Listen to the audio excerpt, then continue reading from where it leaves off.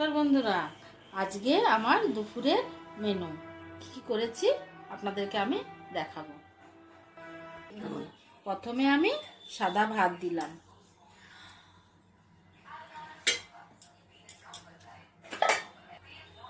তারপরে আমি নিমে আলু দিলাম।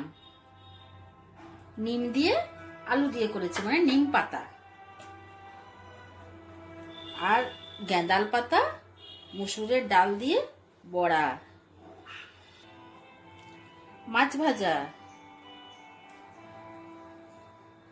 ভেন্ডি ভাজা, বেগুন ভাজা,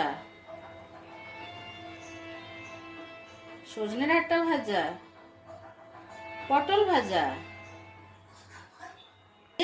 ছোলা কলাই পুঁই ডাঁটা দিয়ে লাউয়ের তরকারি করেছি। আপনারা একবার করবেন, করে খেয়ে দেখবেন।